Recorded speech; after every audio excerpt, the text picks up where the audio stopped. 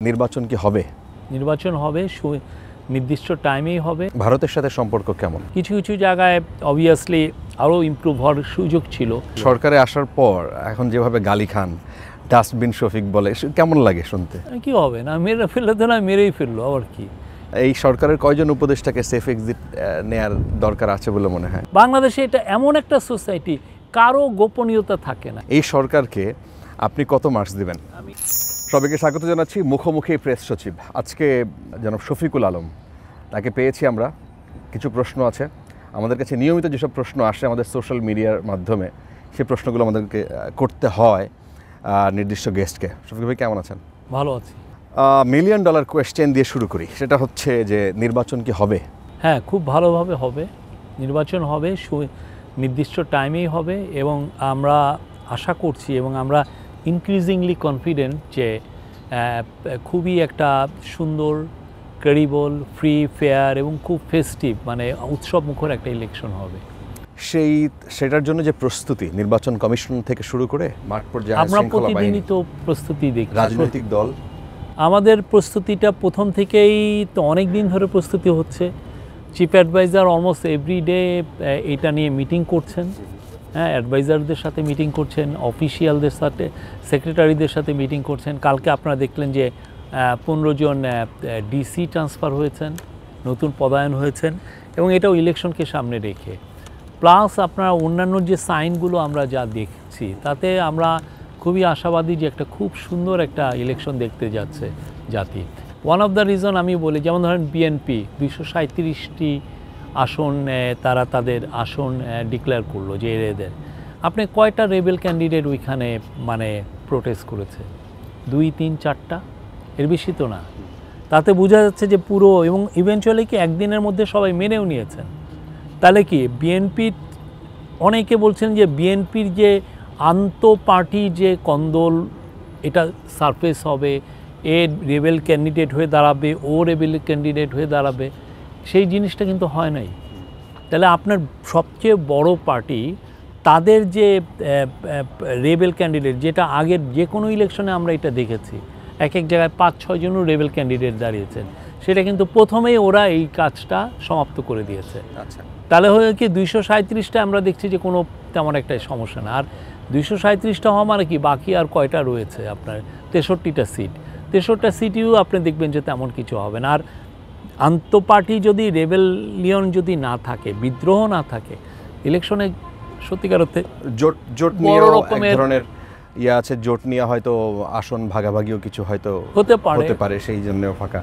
প্রশ্ন হচ্ছে যে কার্যক্রম নিষিদ্ধ আওয়ামী লীগের কী হবে, তার বিষয়ে সরকারের কী সিদ্ধান্ত? না, সরকারে আপনি তো তাকে সাসপেনশন করা হয়েছে তার অ্যাক্টিভিটিস। সেই আলোকে ইলেকশন কমিশনও জানিয়েছে তার ইলেকশন করার কোনো অধিকার নাই, ইলেকশন সে করতে পারবে না, যেহেতু তার অ্যাক্টিভিটিস আর সাসপেন্ডেড। আর আওয়ামী লীগের বিষয়ে তো বাংলাদেশের জনগণই আসলে ডিসাইড করে ফেলেছে। তারা তো এত বড় একটা খুন খারাপি করলো, এত বড় একটা ম্যাসাকার করলো, এত লোকের চোখ হারালো, এত লোক 12,000 লোক আহত হলেন, এবং তারও আগে তারা যে কত লোককে ম্যাসাকার করেছে, গুম করেছে, খুন করেছে, বাংলাদেশের প্রত্যেকটা ব্যাংকে লুট করেছে তারা। কিন্তু আপনি তো ওদের মধ্যে কোনো অনুতপ্ত দেখেছেন যে তারা অনুতপ্ত? তাদের কোনো রিমোর্স দেখেছেন? কেউ বলছে যে আমি সরি, আমার এই কাজটা ভুল হয়ে গেছে? কেউ তো বলছে না। তাহলে আপনি যদি কেউ সরি না বলেন, কে আপনাকে নিবে, আপনাকে গ্রহণ করবে? তারা তো স্বীকারই করে না। তারা স্বীকার করে না, কিন্তু স্বীকার না করলে কি হবে? ওয়ার্ল্ড তো হ্যাজ মেড এ ডিসিশন। পুরো পৃথিবী তো দেখেছে কি হচ্ছে। এটা তো এমন না যে সেই ধরেন অনেক পুরনো আমলের একটা যুদ্ধ হয়েছে, তা তো না। এটা এমন একটা সময় এই ম্যাসাকারটা হয়েছে, যেটা এই যে ম্যাসাকারটা ওয়ার্ল্ডের one of the most well documented. আপনি আশেপাশে যে কয়জন আছে জিজ্ঞেস করেন, কারো না কারো কাছে একটা ভিডিও আছে কি হচ্ছে, তার কাছে ভিডিওর দলিল আছে। এরকম লাখ লাখ ভিডিওর দলিল আছে। সে কী বলবো? এবং এই ম্যাসাকারটা ইনভেস্টিগেট কারা করেছে? আমরাও করি নাই। ইউএনের রাইটস অফিস, ইউএনের যে হিউম্যান রাইটস অফিস, যারা মানবাধিকার নিয়ে কাজ করে, তারা এসে ইন্ডিপেন্ডেন্টলি ইনভেস্টিগেট করেছে, এবং তারা এসে বলছে যে 1400 জনের মতো খুন হয়েছে। তাহলে এখন এটা আপনি কি ইউএনকে ধোকা দিবেন? আপনি বলবেন ইউএন নিউট্রাল না, ইউএন এর হয়ে কাজ করছে, এটা তো হাস্যকর জিনিস। ঠিক না? ফলে তারা যদি না স্বীকার করে তাহলে কে তাকে পলিটিক্যালি অ্যাকসেপ্ট করবে? নেভার। আমার তো মনে হয় না। এবং তারা ইনক্রিজিংলি দে লস দিস ওপরে, তারা আরও গল্প বানাচ্ছে যে 3000 লোক মারা গেছে। এবং কালকে কি ভয়ানকভাবে শেখ হাসিনা বলছেন যে বাংলাদেশের উইয়ন আপনি জানেন, জি নিউজের ওদের ইন্টারন্যাশনাল একটা নিউজের আর্ম, ওরা বলছে উইয়নকে, উনি বলছেন যে বাংলাদেশে যারা ওই জুলাই আগস্টে যারা আন্দোলন করেছেন তারা সব টেরোরিস্ট। বাংলাদেশে তো ওই সময় আন্দোলন পুরো বাংলাদেশ করেছে, তো বাংলাদেশের সমস্ত মানুষ টেরোরিস্ট। আর আপনি টেরোরিস্ট কখন বলেন?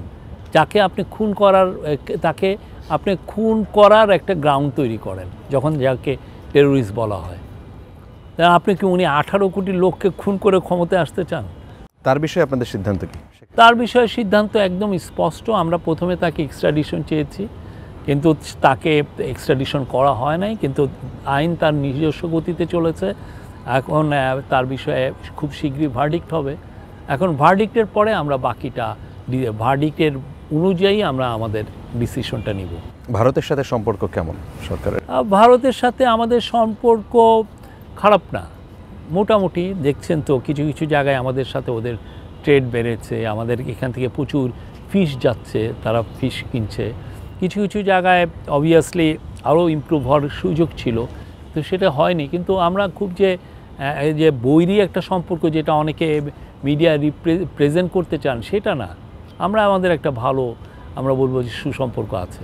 অনেকেই বলেন যে 111-এর সরকার যেমন ছিল, অনেকে এক্সাম্পল দিয়ে বলেন যে 111-এর সরকার যেমন টাইট ছিল, কঠিন ছিল, টাইট দিতে দিতে এমন অবস্থা করলো যে দড়ি ছিঁড়ে গিয়েছিল। আবার কেউ কেউ তারাই বলেন যে এই সরকার ঠিক ততটাই, দড়িটা এরকম টাইট না, তারা এত লুজ দিয়েছে যে এই সরকারের কাছে অনেক কিছুই কন্ট্রোলে নাই। যেমন কন্ট্রোলে নাই স্থানীয় যে রাজনীতি, স্থানীয় প্রশাসন, আপনার চাঁদাবাজি, আইন শৃঙ্খলা, অনেক কিছু কন্ট্রোল করতে না। আইন শৃঙ্খলার আমরা কিন্তু প্রতি মাসে আমরা আপনাদেরকে স্ট্যাটিস্টিক্স দিচ্ছি, কতজন মার্ডার হয়েছেন, কতজন নারীর প্রতি সহিংসতা হয়েছে, কতটা অন্যান্য চুরি বা ডাকাতি কী পরিমাণ বেড়েছে, বা কোনো ধরনের সংঘবদ্ধ ক্রাইম হয়েছে কি না, সেটা আমরা ডেটা দিচ্ছি। এবং আমরা কিন্তু পুরো ডাটাকে আপনি, এক বছরের না, আমরা পুরো 15, 10, 12 বছরের ডাটা আপনাদেরকে দিচ্ছি। এবং আমরা দেখছি তো ক্রাইম সিনারিও যথেষ্ট স্ট্যাবল। একটা পোস্ট রেগুলেশন একটা দেশে যেই ধরনের আইন শৃঙ্খলার অবনতি হয়, প্রত্যেকটা দেশেই দেখেন যাকে এখানেই সেরকম তো কিছু হয়নি। বাংলাদেশের লোক তো রিভেঞ্জ নেয়নি কোনো।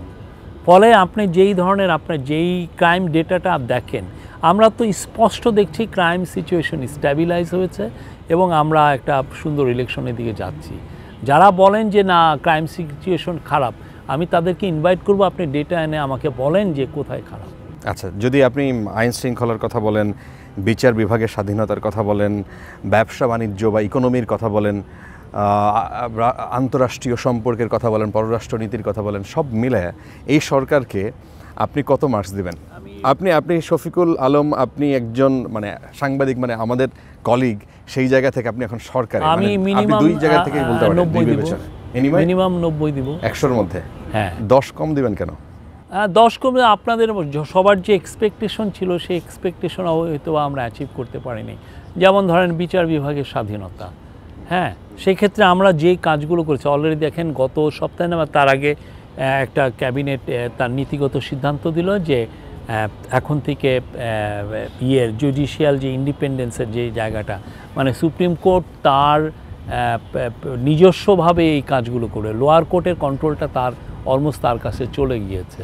তাহলে কি আগেটা হতো যে পলিটিক্যাল গভর্নমেন্টগুলো লোয়ার কোর্টের কন্ট্রোলটা নিজের হাতে রাখতেন, যাতে সে পলিটিক্যালি তার লোকগুলোকে সাপোর্ট করতে পারে, বা তার বিরুদ্ধ মতের লোকগুলোকে সে ক্র্যাকডাউন করতে পারে। বিকজ আপনি একটা পুলিশকে দিয়ে এখন হচ্ছে না, সেটা সেরকম জেলায় জেলায় যেভাবে পিপি নিয়োগ হয়েছে এবং সেখানে ধরেন এই যে মামলা, এটার জন্য তো এটা একটা লং একটা বিষয়। যেমন পিপি নিয়োগটা আমরা অলরেডি এইটা নিয়ে কাজ হচ্ছে, ইন্ডিপেন্ডেন্ট প্রসিকিউশন সার্ভিস করতে হবে, সেটা একটা লং, আপনার অত বড় আপনার নাম্বার অফ লয়ার্স লাগবে, ইয়াংস লয়ার লাগবে, সেটার জন্য আমাদের কাজ হচ্ছে। এটা কিন্তু একটা দুইটা নাম্বার। মামলা বাণিজ্য হয় না এখন? মামলা বাণিজ্য আমার মনে হয় না হয়, আমার মনে হয় না। এটি কেউ যদি মানে ধরেন পার্সোনালি, মানে এটা সরকারি মদতে কোনো মামলা বাণিজ্য হয় না। আই ডোন্ট থিঙ্ক যারা করে তারা কারা? যারা করে কেউ যদি ইন্ডিভিজুয়ালি টার্গেট করে যে এদেরকে দিব, দিয়ে যদি সে সেভাবে ম্যানুপুলেট করতে চায়, সেক্ষেত্রে তো আমরা বারবার তাদেরকে ওয়ার্নিংও দিচ্ছি। কিন্তু দু একটা হতে পারে, বাট সরকারের তরফ থেকে যেটা আগের গভর্নমেন্ট করতো, নিজেরাই এই কাজগুলো করে দিত বা পলিটিক্যাল পার্টি আওয়ামী লীগের লোকরা করতো, সেটা আমাকে এখানে এই গভর্নমেন্ট করে কোনো যদি এভিডেন্স পান আমাদেরকে জানায় না। অনেকেই বলে যে সব আওয়ামী লীগের নেতাদের নামে মামলা ছিল এবং তারা গ্রেফতার হয়েছিল, তারা এখন বাইরে, এবং আওয়ামী লীগের মিছিল দিন দিন বড় হচ্ছে। আওয়ামী লীগের মিছিল কোথায় বড় হচ্ছে? আপনারা বলেন তো, কোথাও আওয়ামী লীগের মিছিল বড় হচ্ছে? যারা যারা আপনি আওয়ামী লীগ মিছিলই করছে ঢাকা চিটাগাঙে, মূলত দু একটা বাইরে আমি দেখেছি। তো ঢাকা চিটাগাঙে একটু ঝটিকা মিছিল করে, এসে বের হয়, একটা ভিডিও নিয়ে ওটা যতটা না মিছিল করার জন্য তার চেয়েও বেশি টার্গেট থাকে যে আমি একটা ভিডিও করব। এটা করে সে বিদেশে তার যারা মাস্টার্স তাদেরকে পাঠায় যাতে দু একটা ডলার পাওয়া যায়। কেন যেই চুরির টাকা তারা নিয়ে গেছে, সেই চুরির টাকায় সেও এখন ভাগ বসাতে চায়। কোন সরকার ভালো ছিল, 111-এর সরকার নাকি প্রফেসর ইউনূসের সরকার? 111-এর সরকারের এগেনস্টে ভয়ঙ্কর রকমের হিউম্যান রাইটস ভায়োলেশনের আছে। তারা বিজনেসম্যানদেরকে, পলিটিশিয়ানদেরকে নিয়ে এসে তারা টর্চার করেছে। তারেক রহমানকে তারা কি ভয়াবহ টর্চার করেছে আপনি দেখেছেন। তারা দুইজন দেশের দুইটা নেতৃস্থানীয় ফর্মার প্রাইম মিনিস্টারকে তারা জেলে রেখেছে, এবং যাদেরকে টর্চার করেছে তাদের থেকে আবার তারা কনফেশনাল স্টেটমেন্ট নিয়ে আবার পত্রিকায় দিয়ে দিচ্ছে। আমাদের আমলে আমরা কোনো ইন্টেলিজেন্স এজেন্সিকে এই কাজটা করিয়েছি? আপনি have you seen that? DGFI কাজটা করেছে না এনএসআই করেছে? ওই সময় এটা অহরহ কাজ ছিল, এটা দিত, এবং এটা অনেক পত্রিকা, ইভেন ডেইলি স্টারের মতো পত্রিকা এগুলো ছাপিয়েছে। কি ভয়াবহ একটা বিষয়। আমাদের এই গভর্নমেন্টে এটা দেখেছেন, বিভিন্ন ইন্ডাস্ট্রিয়ালিস্টদেরকে এনে টর্চার করে, তাদের থেকে জোর করে টাকাও নেওয়া হয়েছে। তা আমরা কি এইগুলো, আমরা রুল অফ লতে বিশ্বাস করি, সেই কাজ, এবং আমরা হিউম্যান রাইটসে বিশ্বাস করি, এবং আমরা জুডিশিয়াল ইন্ডিপেন্ডেন্সে বিশ্বাস করি। এই যে যারা জামিন পাচ্ছে, এটা এখন যদি লোয়ার কোর্ট বা ইয়েরা জামিন দেয়, সেক্ষেত্রে আমার কি করার আছে? আপনার সাংবাদিকতা জীবন আর এখন সরকারি কর্মকর্তা মানে আমলা জীবন, কোনটা বেশি এনজয় করেন? ওইটা তো এক ধরনের, এটা আর একটা, দুইটা টোটালি ডিফারেন্ট। ওইখানে ধরেন ওইখানে একটা ব্লাইন্ডনেস কাজ করতো, যে আমরা সরকার কিভাবে কাজ করে আমরা দূরের থেকে তো দেখতাম, ঠিক না? এবং অনেক ক্ষেত্রে ধারণার মধ্যে থাকতেন সরকার এই মুভটা নিয়েছে কারণ হয়তো বা এটা। এখন এসে আমার এই মোটিভগুলো অনেক ক্লিয়ার, কেন গভর্নমেন্ট এই কাজটা করে, কেন এই কাজটা পারে না, কেন একটা জিনিস স্লো হয়, এগোতে পারে না, কেন একটা ডিসিশন নিতে অনেক সময় এত সময় কেন নেওয়া হয়, কেন এইটা এত ইজি না একটা ডিসিশন নেওয়াটা। এটা আগে অনেক সময় আমরা যারা বাইরে ছিলাম এই বোধের মধ্যে আসে না। হ্যাঁ, এবং এই কী ধরনের আলাপ হয় ক্যাবিনেটে, কতটুক ডিপে আপনি ডিবেটগুলো হয়, একটা ল আপনি র্যাটিফাই করবেন, ওইটা নিয়ে কতটা ব্রিলিয়ান্ট ডিবেট হয়, সেগুলো তো আমার জানা ছিল। কিন্তু সরকারে আসার পর এখন যেভাবে গালি খান, ডাস্টবিন শফিক বলে, কেমন লাগে শুনতে? না, এগুলো তো আপনি যেই সরকারে আসে তার তো হবে। কিন্তু আমি তো, যদি 10 জন আমাকে গালি দেয়, আমাকে 1000 লোক তো আমাকে এমব্রেস করে। আমি যেখানে যাই আমাকে লোক, আমি পরশুদিন দুর্গাপুরে গেলাম, সেই আপনার নেত্রকোনার মাথায় মেঘালয় বর্ডারে, এখানে একজন আসছেন আমার সাথে সেলফি তুলছেন, কথা বলছেন, লোকজন ইয়ে করছেন। আর যেই লোকগুলো যে গালির কথা বললেন, এগুলো আওয়ামী লীগের দালালরা, আওয়ামী লীগের ইয়েগুলো, কেন তারা তো তাদের যে একটা সাম্রাজ্য ছিল, সেই সাম্রাজ্যটা চলে গেছে। তার এখন লুটপাটের জায়গা নাই, তার এখন মামলা বাণিজ্য করার জায়গা নাই, তার একটা বালুমহল দখল করে টাকা বানানোর জায়গা নাই, তার ব্যাংকের থেকে 5000 কোটি টাকা 10,000 কোটি টাকা নেওয়ার জায়গা নাই। তার তো রাগটা আছে, ঠিক না? আপনাকে আমরা যেভাবে চিনতাম, এএফপির শফিক ভাই, তা সেই জায়গা থেকে আপনি ভালোই টাকা পয়সা ইনকাম করতেন যখন আপনি সরকারি চাকরিতে জয়েন করেন। আমার ধারণা 7-8 লাখ টাকা আমরা হিসাব করতাম রাফ। তো সেই জায়গা থেকে গভর্নমেন্টের বেতন আমার মনে হয় 2 লাখ টাকারও কম। তো আপনার এখন দিন শেষে মনে হয় যে গালি খাওয়া, এগুলো সব আপনার জন্য লস হয়ে গেছে? আমার মনে হয়েছে যে বাংলাদেশে একটা অভূতপূর্ব একটা রেভলিউশন হয়েছে, এবং আমি এখানে একটা কন্ট্রিবিউট করে আমি অনার হচ্ছি। সবসময় তো টাকাটা বড় না, টাকা was never important thing for me. আমার কাছে খুব ভালো হেলথ, এবং আমার খুব ফ্যাসিনেশন, আমি প্রচুর লিখতে চাই, লেখালেখি হান্টিং করতে যেয়ে আমার জার্নালিজমে আসা। টাকাটা আমি ধরেন আমি খাটলে টাকা হবে, আবার যদি আবার এই প্রফেশন ছেড়ে আবার যাই, আবার খাটবো ইনশাল্লাহ, টাকা এই প্রফেশন ছেড়ে কোন প্রফেশনে আবার যাবেন? জার্নালিজমে ফিরবো। সরকারের মেয়াদ শেষের দিকে যদি নির্বাচন হয়, তো এই প্রফেশন ছেড়ে তখন কোথায় যাবেন? আমি জার্নালিজমে ফিরতে চাই, লেখালেখিতে ফিরতে চাই। লেখালেখিটা আমার আই এনজয় ইট 100%। তখন এখন হয়তো বা ডেইলি আমার কোনো সময় 1000-1500 ওয়ার্ড হয়, তখন আরও 4-5000 ওয়ার্ড লিখবো। না, আমি রিলেন্টলেস লিখতে পারি। আপনি যখন দেশের বাইরে গেলেন, দেখলেন এক ধরনের ঝুঁকি কি তৈরি হয়েছে দেশের ভেতরে কিংবা বাইরে আপনার জন্য, আপনার ফ্যামিলির জন্য? আমার মনে হয় না। ধরেন এখন একটু প্রোটোকল হয়তো পান, একটা পুলিশ থাকে সাথে, তখন হয়তো বাসার নিচে একটা যদি পুলিশ থ্রেট থাকে থাকে সাথে। ঘরে বসে থাকবো। আমার ভয়টা কাজ করে না, অনেস্টলি নেভার। বরঞ্চ আমার এই প্রোটোকলটাকে আমার আর মনে হয় যে বিরক্তিকর লাগে। কি হবে না, মেরে ফেললে তো না, মেরেই ফেললো, আবার কি। এগুলা আমি এই ব্যাপারে আমি খুব প্রচণ্ড বিলিভার। মৃত্যু যখন আসে হবে, কিন্তু ভয়, আমি পুরো আওয়ামী লীগের 15.5 বছর আমি প্রচুর রিপোর্ট করছি, that went against Hasina's government, কিন্তু কোনো দিন তো ভয় হয় নাই। কোনো সময় কি মনে হচ্ছে যে এটা একটা ভুল ছিল, বা ফ্যামিলির কেউ বলেছে যে ঠিক হয় নাই? আমার প্রথম দিকে মনে হতো যে আমি কি ঠিক করলাম, কিন্তু এখন মনে হয় না। আমি মনে করি যে এটা একটা আমার জন্য একটা অর্পিত একটা খুবই মহান একটা দায়িত্ব, সেটা আমি পালন করতে পারছি। এবং যে আমি যে সত্যিকার অর্থে আমি যে 15 মাস এখানে এই রোলে আছি, এটার জন্য আমি মানে আল্লাহর কাছে কৃতজ্ঞতা প্রকাশ করি। কারণ এটা খুব একটা টাফ জব। বাংলাদেশে এখন ধরেন আগে প্রেস যারা সেক্রেটারি ছিলেন তাদের তেমন কাজও করতে হতো না, আর আমাদের এখন আমার এবং আমার টিম মেম্বারদের অলমোস্ট ধরেন সকাল 6টা-7টার থেকে শুরু করে রাত 12টা, 1টা, 2টা পর্যন্তও কাজ করতে হয়। কেন যেই পরিমাণ সোশ্যাল মিডিয়ায় ফেক নিউজ হয়, সেটাকে কমব্যাট করা, কোনো স্টেটমেন্ট দেওয়া, মনিটর করা কোথায় কি হচ্ছে, এবং সেই অনুযায়ী তারপরে ইভেন্ট থাকে দিনে প্রচুর 4-5-6টা ইভেন্ট, সেগুলো নিউজ সবাইকে দেওয়া। আপনি দেখেছেন যে আমরা ইনফরমেশনের বিষয়ে সবাইকে আমরা সমানভাবে সব জায়গায় সুন্দরভাবে, আপনি আগের গভর্নমেন্টের 15.5 বছরে আপনি হয়তো বা 30টা প্রেস রিলিজও পাননি আপনি পিএম অফিস থেকে, আর আমাদের এখানে কোনো দিন আমরা 20টাও প্রেস রিলিজ দিয়েছি, এমন হয়েছে। কিন্তু যারা সমালোচনা করেন আপনার কথা বলেন যে আপনি প্রেস সেক্রেটারি হিসেবে যেই কাজটুকু থাকা উচিত আপনার, তার থেকে বেশি আপনি অনেক সময় মনে হয় পলিটিক্যালি মোটিভেটেড হয়ে আপনি কথা বলেন, রাজনৈতিক মুখপাত্র। না, এইখানে এটা তো আপনার দেখতে হবে যে এটা একটা পোস্ট রেভলিউশন গভর্নমেন্ট, আমরা একটা রেভলিউশনকে রিপ্রেজেন্ট করছি। রেভলিউশনের আকাঙ্ক্ষার কথা আমার বলতে হয়।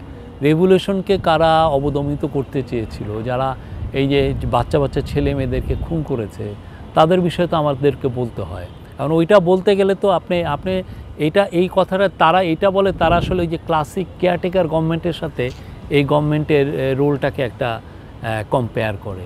তো সেটা তো ওইটা একদমই নিউট্রাল এবং ওইটা একদমই কেয়ারটেকার, মানে ওইটার কোনো ধরনের কোনো পলিটিক্যাল রোল ছিল না। তো এটা তো একটা রেভলিউশনের গভর্নমেন্ট। হ্যাঁ, আমরা নিউট্রাল অবশ্যই, যারা জুলাইয়ের আন্দোলন করেছেন সবার জন্য নিউট্রাল, কিন্তু আওয়ামী লীগের প্রশ্নে তো আমাদের একটা অবস্থান ক্লিয়ার আছে, একদম স্পষ্ট অবস্থান আছে।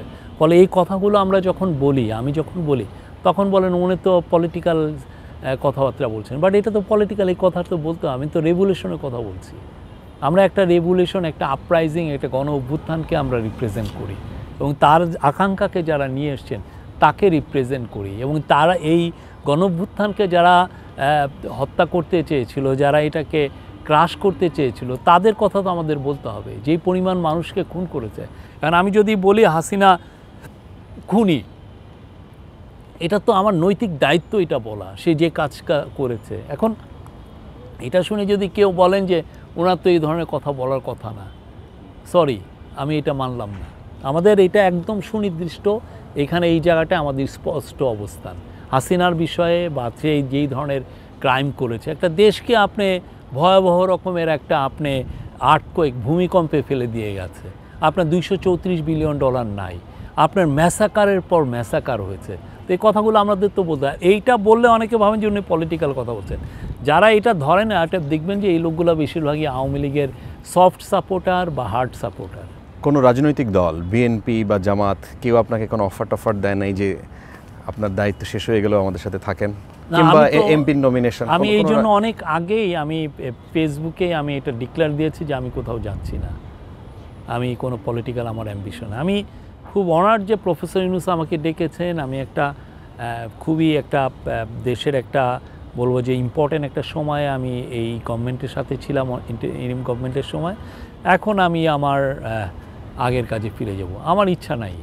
আমার যদি পলিটিক্যাল অ্যাম্বিশন থাকতো তাহলে আমি রিজাইন করতাম। অফার দিয়েছে কোনো দল? আমার রিজাইন করতাম, এটা পরের বিষয়, বাট আমি রিজাইন করে আমি কোথাও জয়েন করতাম। আমি তো একদম ইলেকশনের দিন, ইলেকশনের পরে হ্যান্ড ওভার পর্যন্ত আমরা আছি, তারপরে আমরা আমাদের মতো হারাবো। হয়তো আমাকে ফেসবুক এগুলোতেও দেখবেন না, আবার 3-4 মাস আগের শফিকুল যেভাবে আমি জার্নালিজম করতে চাই। আচ্ছা, অনেকেই এই প্রশ্নটা তুলেছেন, আপনার আপন ভাই যখন নারায়ণগঞ্জ সিটি কর্পোরেশনের প্রশাসক হিসেবে নিয়োগ পেলেন, যে আপনার প্রভাবে তিনি ওই পোস্টে পদায়ন হয়েছেন। না, এটাও খুব সারপ্রাইজিংলি একটা সাংবাদিক, যে সাংবাদিকটা রিপোর্টটা করেছে, আমি তাকে কিন্তু রেসপন্স করেছিলাম। তাকে আমি রেসপন্স করে আমি বললাম যে আপনি কি কোনো এভিডেন্স আছে যে আমার ভাই যে পদায়নের জন্য আমি কাউকে ফোন দিয়েছি, কাউকে আমি লিখেছি, কারো কোথাও যে লবি করেছি? আপনি যদি মিনিমামও এভিডেন্স পান আপনি একটু লিখে দেন। আমি কাউকে তো বলি নাই। আমার ভাইও যে এটা এনজয় করছে তা না, সে যেই মিনিস্ট্রিতে আছে সেই মিনিস্ট্রির সবাইকেই কিন্তু বিভিন্ন জায়গায় মেয়র পদে দেওয়া হচ্ছে। সে একটা জয়েন্ট সেক্রেটারি, তাকে দেওয়া হচ্ছে নারায়ণগঞ্জ, আর তাদেরই একজন সিমিলার পোস্টের একজনকে ঢাকা দক্ষিণে দেওয়া হয়েছে। বিকজ এখন তো পলিটিক্যাল পার্টির কোনো লোক নাই যে যাকে দেওয়া হবে, এখন এদের দেওয়া হচ্ছে যে গভর্নমেন্টের কাউকে এটা আপনার টেম্পোরারি একটা পদায়ন পদে। এটার জন্য আমি মিনিমাম, কেননা এটার জন্য তো সত্যিকার অর্থে আমি এটার মানে আমার ভাই যে ওইখানে কাজ করেন তার জন্য যে আমার লবিং করতে হবে, সরি, নেভার। আমি এই পর্যন্ত এইখানে আমি 15 মাস এখানে এসেছি, আমি কাউকে কোনো চাকরির জন্য সুপারিশ করি নাই, কাউকে কোনো প্রমোশনের জন্য সুপারিশ করি। কেউ যদি কোনো পোস্টিং কোথাও কোনো তদবির করেন নাই? তদবিরের বিষয় ধরেন যদি দুই একটা হিউম্যানিটারিয়ান কোনো গ্রাউন্ড থাকে, একটা হাসপাতালে অ্যাডমিশন পাচ্ছেন না, দুই একটা, তাও আমি কোথাও কোনো অন্তত মনিটারি কোনো বিষয়ে, অনেকে আছেন না একটা ইন্ডাস্ট্রিয়ালিস্ট নিয়ে ঘুরেন, নেবার। আপনি সচিবালয়ে আমি গিয়েছি একদিন, পুরো একদিন প্রফেসর ইউনূস গেলেন ওই আগের ক্যাবিনেটের বিল্ডিংয়ে, আর একদিন গেলেন নিউ ক্যাবিনেট বিল্ডিং উদ্বোধনের দিন। এই 2 দিন আমি গিয়েছি, আমি সচিবালয়েও যাইনি।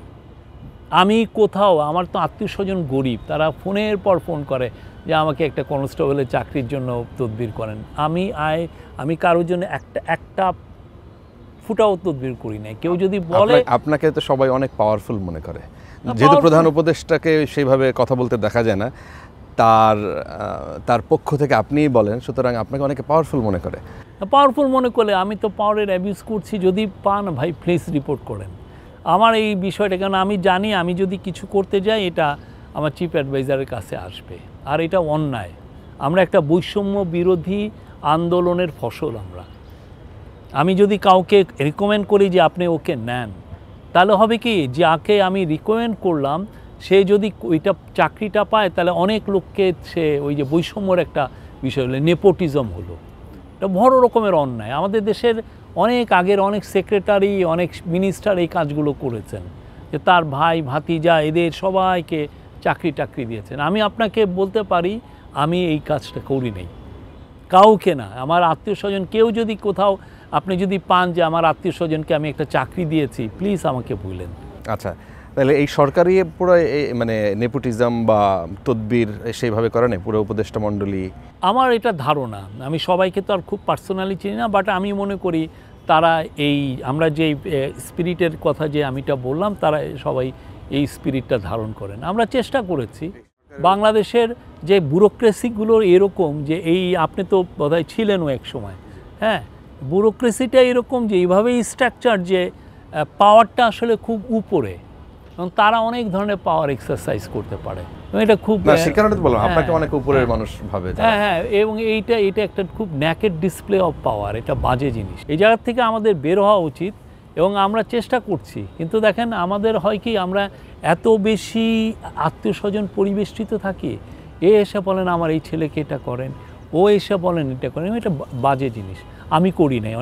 আপনাকে আমি আবারও বললাম। আচ্ছা, এই সরকারের কয়জন উপদেষ্টাকে সেফ এক্সিট নেয়ার দরকার আছে বলে মনে হয়? না, কারোরই নাই, সবাই প্রাউড বাংলাদেশি, তারা বাংলাদেশের খুব গর্বিত সন্তান, তারা তাদের কাজে দেশটাকে এগিয়ে নেওয়ার জন্য তারা গত 15 মাস যথেষ্ট এফার্ট দিয়েছেন, সিনসিয়ারলি কাজ করেছেন। অনেস্টির জায়গায় সব জায়গায় 100% সবাই? আমি তো বলবো যে সবাই অনেস্ট। আপনার যদি কোনো মনে হয় যে না এটা অনেস্ট না, আপনারা রিপোর্ট করেন না, আমরা তো কাউকে মানা করছি না, বাট আমরা মনে করি তারা সবাই অনেস্ট, আমি মনে করি। এবং আমি পার্সোনালি তাদেরকে যেভাবে ক্লোজলি আমি দেখেছি সব, এবং ক্যাবিনেটে যে আলাপগুলো হয় খুব নির্মোহ আলাপ হয়, যে না এর হয়ে একজন তদবিরের আলাপ আমি জীবনে শুনি নাই। পুরো আলাপগুলো মানুষ কিভাবে উপকৃত হবে সেই আলাপটা থাকে। সেটা একটা ল তৈরি করেন বা একটা পলিসি তৈরি করেন বা একটা কোনো ধরনের কোনো মেজার নিচ্ছেন, স্টেপ নিচ্ছেন, অ্যাডমিনিস্ট্রেটিভ স্টেপ নিচ্ছেন, এই যে কোনো ইয়েতেই দেখেন তাদের চোখের সামনে থাকে যে মানুষের উপকার কোথায় হবে। 13 তারিখ লকডাউনের কথা বলেছে আওয়ামী লীগ, ঘোষণা দিচ্ছে, তারা সোশ্যাল মিডিয়াতে ব্যাপকভাবে ছড়াচ্ছে। সরকারের বক্তব্য কী? আমরা সত্যিকার অর্থে আমরা আওয়ামী লীগকে তো দেখি না, কোথায় আওয়ামী লীগ আছে এটা কই? আপনি দেখেন 3-4টা লোক একটা মিছিল করে একটা ভিডিও নিলে আওয়ামী লীগ আছে? Awami League lost his place. বাংলাদেশের সোসাইটিতে আওয়ামী লীগ এত ভয়াবহ রকমের কিলিং করে, ম্যাসাকার করে আওয়ামী লীগ আমাদের সোসাইটিতে তার একটা অবস্থানটা হারিয়েছে। আওয়ামী লীগ বাংলাদেশের ওল্ডেস্ট পার্টি, আমি তো অস্বীকার করছি না। আওয়ামী লীগের 71-এর একটা মহৎ রোল ছিল, আমি ওইটাও অস্বীকার করছি না। কিন্তু আপনি যখন এইগুলোকে সামনে রেখে আপনার হিস্টোরিক্যাল ব্যাকগ্রাউন্ড এগুলো থাকার সত্ত্বেও আপনি যখন পুরো কদর্যভাবে বাচ্চা ছেলে মেয়েদেরকে খুন করায় নেশায় উন্মত্ত হন এবং তারপরে আপনি সরি না বলেন, তখন আপনাকে কে নিবে? মানুষ তো তার তো চিন্তা ক্রমশ চেঞ্জ হয়। আপনার ভাই আপনার প্রতি অন্যায় করলো, আপনি আপনার মায়ের পেটের ভাই, কিন্তু আপনার প্রতি দিনের পর দিন অন্যায় করলো, আপনার ছেলেকে সে টর্চার করলো, আপনি কি করবেন? আপনি আস্তে করে তার থেকে সরে দিবেন। বাংলাদেশের মানুষ আওয়ামী লীগের থেকে তার পুরো চিন্তা ভাবনা অন্যদিকে নিয়েছে, বিশেষ করে ইয়াং ছেলে মেয়ে।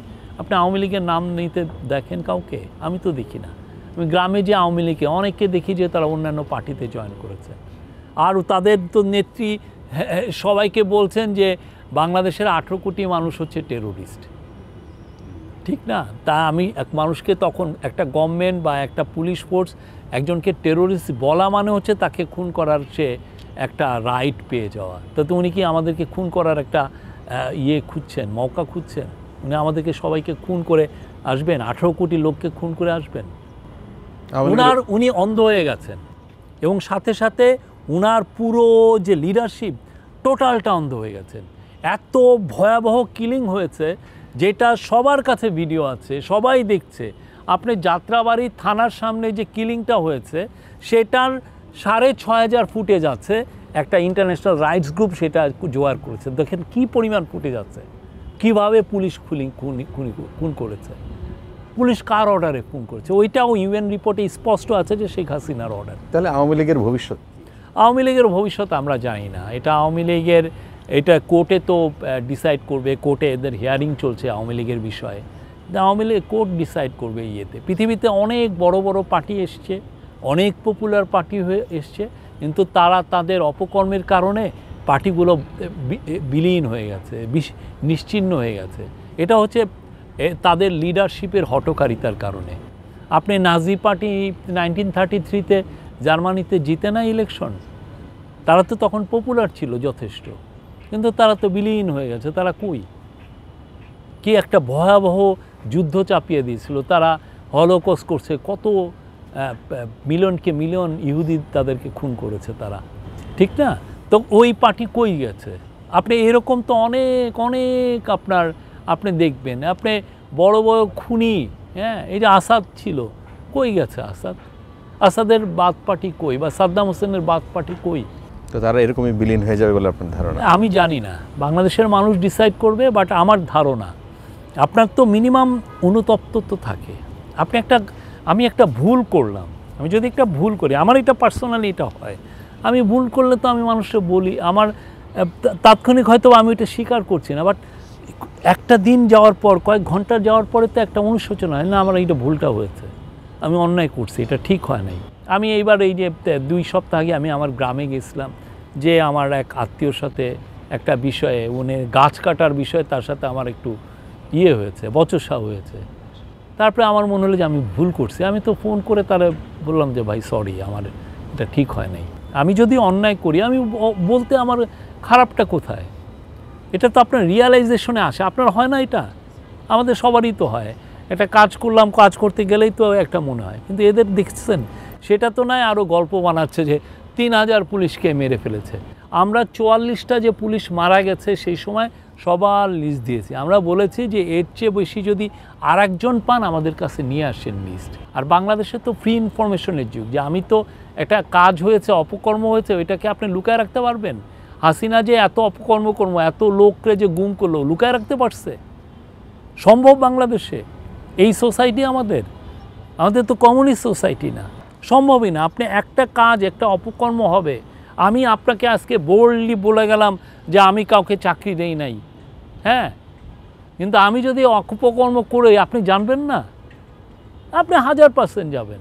বাংলাদেশে এটা এমন একটা সোসাইটি, কারো গোপনীয়তা থাকে না। আমি যদি চুরি করি, কারো কাছ থেকে যদি ঘুষ খাই, এটা কি কোনো ব্যাপার আপনার জানা?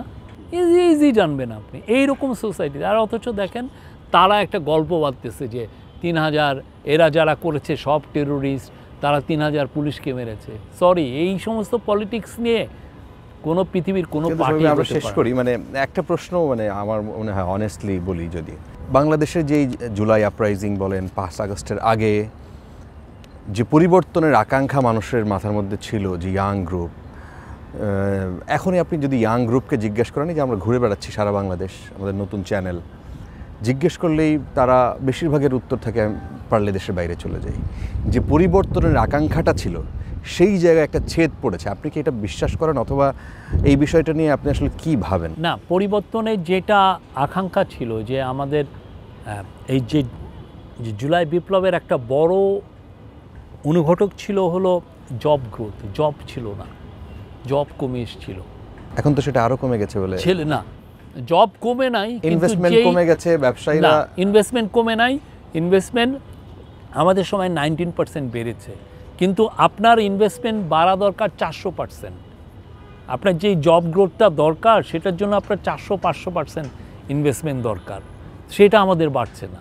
কিন্তু অনেক মানুষের মধ্যে এই হতাশাটা, এটার কারণ হচ্ছে সে প্রপারলি পরিবর্তন না। এটার কারণ হচ্ছে যে কোনো রেভুলেশন, যে কোনো বিপ্লব, যে কোনো আন্দোলন, গণ অভ্যুত্থান একটা আশা তৈরি করে, বড় রকমের একটা হাই এক্সপেকটেশন তৈরি করে।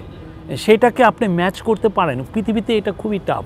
আর বাংলাদেশের মতো দেশ, যেখানে ব্যুরোক্রেসি এফিশিয়েন্ট না, যেখানে আমি জব তৈরি করা, যেমন আমরা চিটাং পোর্টকে ফরেন অপারেটরকে দিতে চাচ্ছি, যারা ম্যানেজ করার। কেন আমরা দিতে চাচ্ছি? এটার সাথে জব তৈরি আছে। কেননা আমার যখন চিটাগাং পোর্টকে আমি যদি এফিশিয়েন্ট করতে পারি, তাহলে আমার এক্সপোর্টটা দ্রুত হবে। আমার একটা চিটাগাং পোর্টে একটা মাল 11 দিন পড়ে থাকে, আমার এখন এটা আমি 3 দিনে নিয়ে নামায় আসতে পারবো, 1 দিনে আনতে পারবো। একদিকে নামতে আসলে তখন হবে কি, অনেক ফরেন ডাইরেক্ট ইনভেস্টর যারা বাইরে থেকে ইনভেস্টমেন্ট করবেন, তারা মনে করবেন যে ওকে, আমি তো এখানে খুব দ্রুত একটা পণ্য তৈরি করে আমি আমার দেশে নিয়ে আসতে পারবো, বিকজ এখানে পোর্টে আমার 1 দিন সময় যায় মাত্র, পোর্টটা এফিশিয়েন্ট। এটা অন্যান্য সমস্ত দেশ, যারা ভিয়েতনাম বলেন, থাইল্যান্ড বলেন, মালয়েশিয়া বলেন, তাইওয়ান বলেন, সবাই এই কাজটা করেছে। আমরা পারছি না। এই যে ধরেন বামপন্থীরা এইটা নিয়ে করছে। এখন আমি যদি এই চিটাং পোর্টকে যদি এফিশিয়েন্ট করতে পারি, তাহলে যেটা হবে যে আমার ফরেন ডাইরেক্ট ইনভেস্টররা উদ্বুদ্ধ হবে, আসবে অনেক আস্তে আস্তে, বাট একটা সময় বন্যার মতো আসবে। এইটার জন্য তো আমার জবের জন্য, জব তৈরির কাজটা আমার করতে হবে। তো এই জবের যে কাজটা, ওরা যেটা চাচ্ছেন সেটা কুইক ফিক্স চাচ্ছেন। আজকে আমি কুইক ফিক্স করে দেই, কালকে যাতে আমি জব পাই। পরশুদিন জন্য আমি ইতালি যেয়ে কাজ পাই বা তারপরের দিন আমি জাপানে যেতে পারি। না এইটা ঠিক আছে, মানে পরিবর্তনের কথাটা বললাম এই জন্য, আজকে আপনি যে ব্যক্তি থানায় তার কোনো সার্ভিসের জন্য যায়, তাকে সে আগের পরিমাণের ঘুষ বা কোনো জায়গায় দেখা যায় যে বেড়ে গেছে, কোনো জায়গায় যেখানে আগে ফুটপাতে যে 20 টাকা দিত এখন সে 50 টাকা দেয়, এই ধরনের অভিযোগ পাই। জিডি চালু করেছি, আপনি জিডি অনলাইনে দিতে পারেন, থানায় যাওয়াও লাগে না। আপনার স্থানীয় প্রশাসন, মানে এই ধরনের অভিযোগ আমাদের কাছে আসে স্থানীয় প্রশাসনে। আমি এগুলো কোনো দেশকে আপনি কুইক ফিক্স করতে পারবেন না, বাট আমরা যে সমস্ত রিফর্মের মেজার নেওয়া হয়েছে তার অনেকাংশে মানুষকে হেল্প করছি। আমরা নাগরিক সেবা কেন্দ্র করেছি, আমাদের এই যে ল্যান্ড ডিডগুলো সবই আমরা ডিজিটাইজ করছি। এইগুলো তো যেই কাজগুলো ধরেন আমার 10-15 বছরের কাজ একটানা ব্যাকলগ পড়ে গেছে। এখন আপনি যদি বলেন যে তুমি আমার 1 বছরে সব শেষ করে দাও, এটা পারা তো সম্ভব না। বাট আমি এইটুক বলতে পারি, এই যে যারা আমাদের যে 24-25 জন যারা উপদেষ্টা পরিষদ ছিলেন, তারা তাদের সর্বোচ্চ চেষ্টা করেছেন। আপনি যেমন ধরেন আমি অ্যাজ এ ফাদার, ঠিক আছে, আমার ছেলে মেয়ে আমাকে অ্যাকিউজ করতে পারে যে বাবা তুমি আমাদের জন্য খাটো নাই। তারা বলতে পারে যে তুমি আমাদের আমি বুয়েটের ইঞ্জিনিয়ার হতে চাইছিলাম, আমি একটা বড় মেডিকেলের ডাক্তার হতে চেয়েছিলাম, আমার যে টাকাটা দরকার তুমি সেটা উপার্জন করতে পারো না, আমি এটা পারি নাই, আমি ওইটা ড্রিম পারসিউ। আপনার খারাপ লাগবে না? তা আমি তো 100% দেওয়ার চেষ্টা করব যে আমি আমার ছেলে মেয়ের জন্য, আমার যদি একটা জব থাকে আমি 3টা জব করব। আমি এইটুক বলতে পারি, আমাদের যে উপদেষ্টারা they did enormous amount of job, শুক্র শনিবার নাই তারা কাজ করেছেন। আমরা কিন্তু কত চ্যালেঞ্জগুলো এত বেশি, পাহাড় সম জিনিস, সেই জায়গায় আমরা যতটুক পেরেছি। সামনের গভর্নমেন্টগুলো আরও যদি চেষ্টা করে, একটা জমিদার গরিব হয় 3-4 জেনারেশনের পরে, তারপরে ওইখান থেকে আবার যদি বড়লোক হইতে হয় আপনার আবার 1-2 জেনারেশন খাটতে হয়। আমাদের সত্যিকার অর্থে আমরা যারা আছি এখন বাংলাদেশে সবার প্রচুর খাটতে হবে, সবাই মিলে আমরা এটা পারবো। এটা রেভলিউশন করেছেন, দেশে একটা ডেমোক্রেসি আসছে, আমরা ডেমোক্রেটিক ট্রানজিশনে আসছি, আমাদের নতুন নতুন লিডার আসবে। সবাই মিলে যদি আমরা সেই রকম খাটতে পারি, বাংলাদেশ অসম্ভব ট্যালেন্টেড একটা নেশন। বাংলাদেশের ইয়াং ছেলেরা যে ট্যালেন্টেড, আমি ইতালিতে গেছি, যে দেখি সমস্ত ইতালির যত কিচেন আছে রেস্টুরেন্টে সব বাংলাদেশিরা চালায় কুইকলি, তার জানতে 15 দিন লাগে। আমি বড় বড় হোটেল চালাচ্ছে তারা যদি ওইখানে ইতালির মতো একটা ডেভেলপ নেশনে যে বড় বড় কাজ করতে পারে, আমরা এখানে পারবো না কেন? একদিন হবে ইনশাল্লাহ। আমরা শেষের দিকে শেষ করি, অনেকেই মনে করেন যে আপনার অনেক টাকা, কত টাকা আপনার? আমি যখন জয়েন করেছিলাম তখন আমার সেভিংস ছিল 1,14,00,000 টাকা। আমি যেদিন যাব সেই দিন আমি আবার আমার সেভিংসটা কত হয়েছে এটা আমি জানাবো। হ্যাঁ, আমার মনে হয় না যে আমার কোনো টাকা বেড়েছে। কোনো দেশের সিটিজেনশিপ আছে? আমার কোনো দেশের কোনো সিটিজেনশিপ নাই, এবং আমি এই চাকরির পর আমি বিদেশেও যাব না। আমি এফপিতে থাকার সময় আমি 2-3-4 বার আমি বিদেশ যাওয়ার অফার ছিল, মানে নাগরিকত্ব সহ। আমি যেহেতু ফ্রেঞ্চ গভর্নমেন্টের হয়ে কাজ করতাম, তাদের গভর্নমেন্ট এটা ছিল, আমি যাই নাই। আগামী তো ঘরে যদি কোনো সমস্যা হয় এখানেই হবে, জেলে যেতে হলে জেলেই যাব, অসুবিধা কী?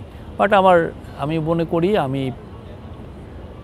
আমি একটা টাকা মেরে খাই নাই, অনেস্ট। আপনি দেখতে পারেন, এখন আমি জোরে করে বললাম যে আমি খাই নাই, কিন্তু আপনি তারপরে বের করলেন যে আমার এত আছে। Most welcome. আপনি 10টা রিপোর্টার রাখেন, আমি পারলে অ্যাকাউন্টস নাম্বারও দিয়ে দিব যে আমার এই অ্যাকাউন্টসে আমার একটাই অ্যাকাউন্ট আছে। আমার যে আপনি দেখবেন যে অন্যান্য অনেকের 10-15-20টা, কারো একজন ফরমার এডিটরের আমি শুনেছি তার 366টা অ্যাকাউন্ট ছিল। আপনার একটা মাত্র ব্যাংক অ্যাকাউন্ট? আমার একটা মাত্র ব্যাংক অ্যাকাউন্ট, তাও একটা সরকারি ব্যাংকে আমি টাকাটা রেখেছি। সরকার ইজিলি দেখতে পারে, যে নেক্সট গভর্নমেন্ট এসে ইজিলি দেখতে পারে ওইখানে কয় টাকার ট্রানজ্যাকশন হয়েছে এবং কয় টাকা আমার স্থিতি আছে। এবং আমি কোনো ক্রেডিট কার্ড নাই, আমার কিচ্ছু নাই। আচ্ছা, অনেক ধন্যবাদ। আমার মনে হয় অনেক যা মাথায় আসলো, মানুষের অনেক কোয়ারি তো বলে ফেললাম। অনেক ধন্যবাদ শফিক ভাই সময় দেওয়ার জন্য।